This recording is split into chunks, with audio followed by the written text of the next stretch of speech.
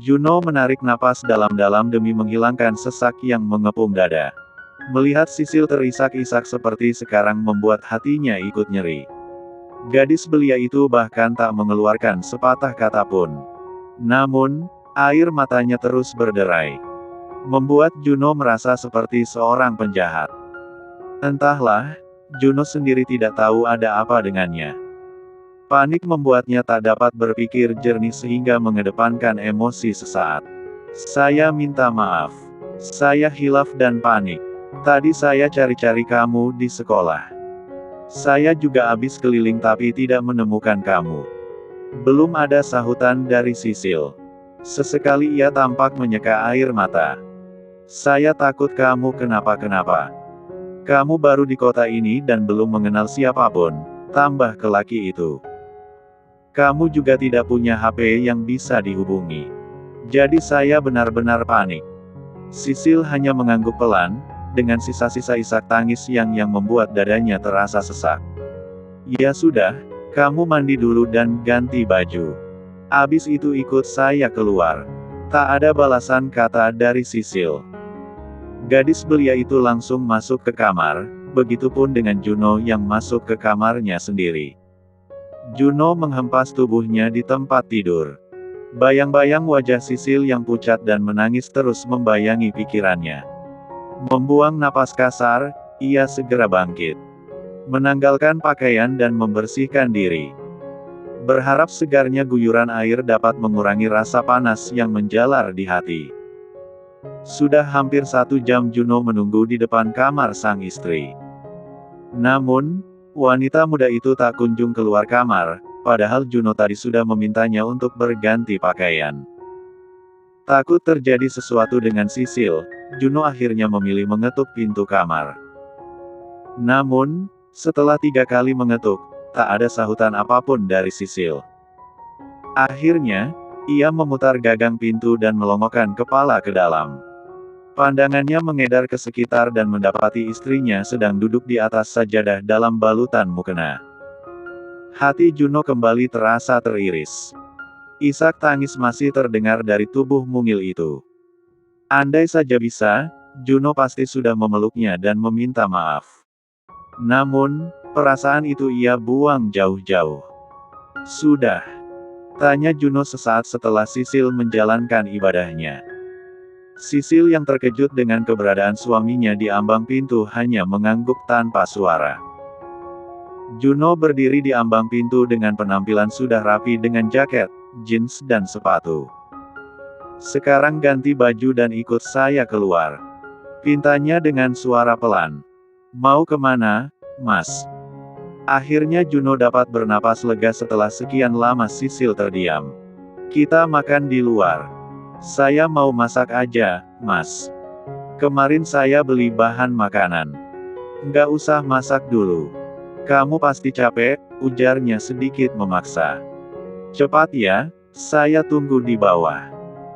Setelah menyelesaikan kalimat bernada perintah itu, ia segera meninggalkan kamar sang istri dan menunggu di ruang tamu lantai bawah. Sambil menunggu ia memainkan ponsel. Hingga kurang dari 15 menit, Sisil tampak menuruni tangga. Juno seketika menoleh saat mendengar hentakan kaki dari arah tangga. Lelaki itu terdiam sejenak memandangi sang istri. Kamu nggak pakai jaket. Udara di luar dingin. Saya nggak punya, Mas. Dahi Juno berkerut tipis. Tunggu di sini, ucapnya, lalu beranjak menuju lantai atas. Kurang dari 2 menit, Juno sudah kembali dengan membawa jaket berwarna pink. Kamu pakai ini aja dulu. Ini punya siapa, Mas? Tanya Sisil. Pikirnya Juno tidak mungkin memiliki jaket berwarna pink. Punya Alia. Dulu ketinggalan. Saya nggak apa-apa nggak pakai jaket, Mas. Ini disimpan aja, tolak Sisil, menyerahkan kembali jaket milik Alia. Juno menatap gadis itu sejenak, lalu kembali menuju lantai atas dengan membawa jaket. Sama seperti tadi, ia kembali kurang dari 2 menit. Pakai jaket saya aja kalau gitu. Tapi ini pasti kedodoran di badan kamu, ujarnya menyerahkan jaket miliknya. Tanpa penolakan, Sisil langsung meraih jaket pemberian Juno dan membalutkan tubuhnya. Motor sport itu pun melaju meninggalkan rumah. Sepanjang perjalanan tidak ada pembicaraan apapun di antara sepasang suami dan istri itu. "Kamu pegangan aja. Jangan sampai ngantuk dan jatuh," ucap Juno. Sisil mencondongkan wajahnya ke depan. Ramainya kendaraan yang berlalu membuatnya tak dapat mendengar ucapan Juno dengan jelas. "Kenapa, Mas? Pegangan aja. Saya nggak akan jadi monster kalau kamu cuma pegangan." Jika Juno mengira Sisil akan melingkarkan tangan ke pinggangnya seperti yang kerap dilakukan Alia, maka salah besar. Karena gadis itu hanya berpegang pada ujung pakaian suaminya. Hingga 15 menit berlalu, mereka tiba di sebuah pusat perbelanjaan.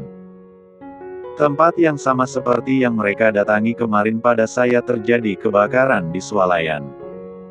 "Kamu nggak apa-apa kan kalau kita ke sini lagi?"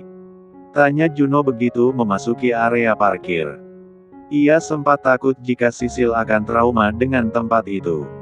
"Nggak apa-apa, Mas. Sini jaketnya," pintanya seraya menengadahkan tangan.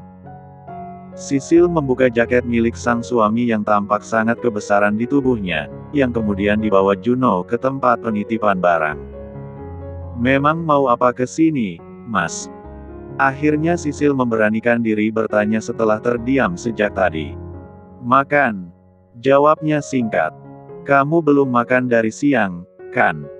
Sisil menyahut dengan gelengan kepala. "Kamu tahu nggak?" Etika jawab pertanyaan itu dengan suara, bukan dengan gelengan kepala doang, ucapnya pelan. "Maaf, Mas. Saya agak takut kalau bicara sama Mas Juno." Jawaban Sisil yang terkesan polos itu menciptakan kerutan di kedua alis tebal Juno. "Saya nggak akan makan kamu hanya kalau ngejawab pertanyaan lagi." Sisil menunduk. Tiba-tiba teringat dengan cerita teman di sekolah tadi. Konon katanya, Juno adalah guru yang sangat galak dan tidak akan memaafkan kesalahan dengan mudah. Selepas menyantap makan malam yang lezat, keduanya meninggalkan restoran. Lagi-lagi Sisil harus menahan malu, karena Juno kembali menggenggam tangannya. Sebuah konter ponsel menjadi pilihan Juno selanjutnya. Ia akan membeli ponsel untuk Sisil agar kejadian seperti tadi tidak terulang lagi. "Kamu suka yang mana?" tanya Juno sambil menatap brosur di tangan. Sementara Sisil terdiam sambil memperhatikan lemari etalasi di hadapannya. Gadis belia itu sempat terkejut mendengar harga yang disebutkan sang pemilik toko untuk masing-masing unit ponsel. "Beliin HP bekas yang murah aja, Mas. Saya nggak enak, harga HP di sini mahal-mahal." Juno menatap gadis itu sejenak. Biasanya, jika diberi pilihan, wanita akan cenderung memilih yang lebih baik. Namun, Sisil justru berbeda. "Udah, kamu pilih aja. Kalau uang saya nggak cukup, nanti saya utang di sini aja." "Memang boleh." "Bolehlah," jawabnya. "Kamunya yang mana?" "Apa aja, Mas. Beliin yang murah aja. Asal bisa komunikasi." Akhirnya, sebuah ponsel Android seharga di bawah 10 juta menjadi pilihan Juno. Sisil sempat takjub dengan ponsel barunya itu, sebab belum pernah sebelumnya ia memiliki benda seperti ini. Pikiran polosnya pun membayangkan berapa gaji Juno sebagai seorang guru dan juga sebagai pelatih bela diri. Namun, kemudian ia mengambil kesimpulan bahwa gaji guru di sekolah ternama seperti sekolah yang sekarang lumayan besar. "Mau langsung pulang atau kamu mau jalan-jalan dulu?" tawar Juno kemudian. "Langsung pulang aja, Mas." "Ya sudah, ayo." Juno mempercepat langkah, membuat Sisil tertinggal jauh di belakang. Ia baru tersadar setelah menoleh dan tak mendapati sang istri di sisinya. "Kamu kok jalannya lelet banget sih?" "Lantainya licin, Mas," jawab Sisil ragu-ragu sambil mempercepat langkah ke arah suaminya. Ya udah sini tangannya. Saya nggak mau kamu jatuh dan bikin saya malu. Ia mengulurkan tangan ke arah Sisil, menciptakan semburat merah di pipi gadis belia itu. Cepetan. Iya. Sisil mengulurkan tangan, membuat Juno menggandeng tangannya dengan posisi jemari saling bertaut. Anehnya, saat telah menggandeng tangan Sisil, langkah Juno yang tadi cepat, seketika berubah menjadi normal dan terkesan lambat. Ada senyum tipis terbit di sudut bibirnya, yang coba ia sembunyikan. Kenapa gue malah senyum-senyum kayak orang bego, sih? Ucap Juno dalam hati, lalu tersadar dan memasang wajah datar seperti biasanya. Entah untuk alasan apa, Sisil merasakan jantungnya berdetak lebih cepat. Genggaman Juno menciptakan dua sensasi berbeda di saat yang bersamaan. Di satu sisi ia merasakan kehangatan menjalar di hati, namun di sisi lain ia merasa takut dan gugup, sebab dalam kondisi apapun, suaminya itu tetap saja datar. Sungguh rasa yang benar-benar sulit diartikan. Ia bahkan kesulitan mengimbangi langkah Juno. Ketika hendak melewati eskalator untuk menuju ke lantai bawah, langkah Juno terhenti secara mendadak. Sisil pun harus menubruk punggung tegap sang suami hingga kacamata yang membingkai matanya hampir terjatuh. Beruntung Sisil masih sempat menyelamatkan kacamatanya. Melihat sang suami mematung di tempat, gadis belia itu turut memandang ke arah yang sama. Ia harus kembali terkejut saat melihat Alia berada tepat di hadapan mereka. Sadar dengan posisinya, Sisil segera melepas genggaman Juno dan memberi jarak di antara mereka. Sebelum timbul salah paham di antara sepasang kekasih itu. Sementara Alia langsung mendekat sambil menatap penuh curiga. Juno, kamu ngapain jalan berdua sama Sisil? Tanya wanita itu. Sejenak ia melirik ke arah paperback di tangan Sisil. Dari logo paperback saja, ia sudah mampu menebak bahwa Sisil baru saja membeli sebuah ponsel baru. Aku habis ajak Sisil makan, soalnya dia belum makan dari pagi, jawab Juno dengan nada datar. Beli HP baru juga, iya? Tanyanya dengan nada menyindir. Sisil nggak punya HP, kalau dia ada di luar susah dihubungi, makanya aku beli buat dia. Oh, wanita itu mengangguk pelan. Padahal sejak tadi aku hubungi kamu tapi nggak dijawab. Rupanya lagi asyik sama keponakan kamu.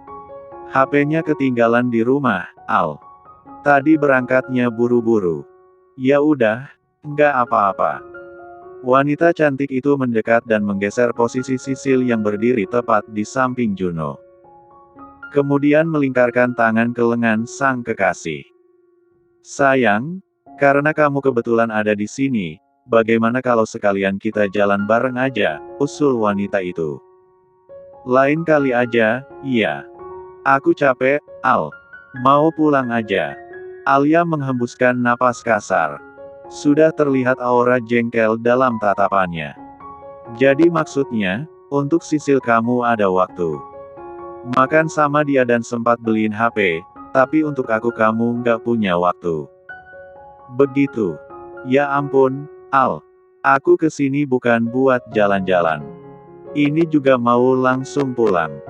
Sama aja, kan? Mendengar perdebatan sepasang kekasih itu membuat Sisil memberanikan diri membuka suara. Akan lebih baik jika ia menghindari masalah. Om Juno temenin Kak Alia aja dulu. Saya bisa nunggu di lobi, kok. Jangan. Saya nggak mau kamu kesasar lagi dan ngerepotin saya. Tolak Juno mentah-mentah. Tidak tahu sudah sekesal apa Alia sekarang. Sebagai kekasih, ia merasa tidak dihargai oleh Juno. Apalagi melihat sikap posesif Juno terhadap keponakannya itu. Kalau begitu kita jalan bertiga aja, usul wanita itu. Bagaimana kalau kita nonton bareng? Kebetulan malam ini ada film bagus.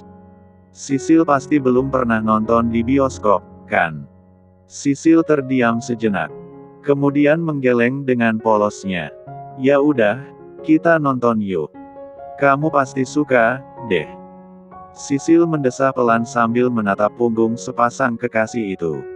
Sekali lagi ia harus menjadi penonton kemesraan mereka. Sejak menuju gedung bioskop, tidak henti-hentinya Alia bergelayut manja di lengan kekasihnya itu. Sekarang mereka sedang mengantri untuk membeli snack dan minuman. Ketiganya lantas berjalan menuju salah satu studio. Kursi paling belakang menjadi pilihan Juno untuk duduk. "Ayo duduk, Sil," ucap Alia, yang sudah lebih dulu memposisikan dirinya di tengah, agar memberi jarak antara Sisil dan Juno. Sisil pun tak banyak bicara. Ia memilih memberi jarak satu kursi antara dirinya dengan Alia. Daripada hatinya harus terluka mendengar obrolan mesra sepasang kekasih itu. "Hai, bro. Rupanya kalian di sini." Sapaan tidak asing itu membuat ketiganya menoleh ke sumber suara. Nico menyapa dengan senyum lebar. Melihat Juno dan Sisil, ia bernapas lega. Sebab dipikirnya sudah terjadi perang dunia ketiga di rumah Juno, setelah tadi ia menjemput paksa gadis itu di kafe. "Hai, Nick. Kebetulan banget kamu di sini," ucap Alia sedikit terkejut.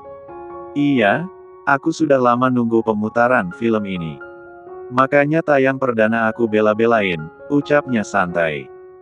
Melihat tempat kosong di sebelah Sisil, ia pun tak ingin menyia-nyiakan kesempatan. Paling tidak selama 2 jam ke depan ia bisa duduk di dekat gadis belia itu. Mungkin bisa sambil mengobrol beberapa hal untuk mendekatkan diri. "Boleh aku gabung di sini?" tawarnya. Belum juga dijawab, Nico sudah menghempas tubuhnya di kursi, tepat di samping Sisil. "Gimana, Sil? Tadi Juno marahin kamu, enggak?" bisik Nico. "Enggak, Kak," jawab Sisil dengan gelengan kepala. "Bagus deh kalau gitu." Juno yang berada di kursi paling ujung itu hanya melirik sesekali. Jangan tanya bagaimana reaksinya. Andai mereka tidak berada di ruangan minim pencahayaan, wajah garangnya pasti sudah terlihat jelas. Ia bahkan meremas cup popcorn hingga isinya tumpah ke lantai. "Popcorn kamu jatuh, Juno," ucap Alia. Juno tak menyahut. Lebih tepatnya tak peduli. Ingin rasanya segera membawa Sisil pulang agar menjauh dari Nico. Pemutaran film pun dimulai. Aura mencekam memenuhi seisi ruangan. Alia menyembunyikan senyum ketika menatap Sisil dan melihat biasa ketakutan di wajah gadis belia itu. Bahkan ia tampak beberapa kali menutup mata jika mendapati adegan menyeramkan. Sementara Alia memanfaatkan kesempatan itu untuk terlihat mesra dengan Juno. Sepanjang pemutaran film ia terus bersandar di lengan lelaki itu. Seolah ingin menunjukkan kepada Sisil bahwa Juno adalah miliknya seorang. "Kenapa, Sil?" tanya Nico saat mendapati Sisil menutup kedua matanya. "Takut, Kak. Saya belum pernah nonton film horor," jawab Sisil tanpa melepas dua tangannya yang menutupi mata. Nico melirik dua orang di samping Sisil. Alia bersandar di bahu Juno, sementara Juno menatap ke layar tanpa berkedip. "Apa kamu mau keluar aja?" tanya Nico. Setelah melihat keringat mulai membasahi kening. Juga tubuhnya yang gemetar. Terlihat jelas bahwa Sisil sangat ketakutan. "Mau, Kak? Saya takut banget," Sisil berucap lirih. Jika terus berada di ruangan itu, ia bisa pingsan karena takutnya. "Ya udah saya temenin kamu keluar."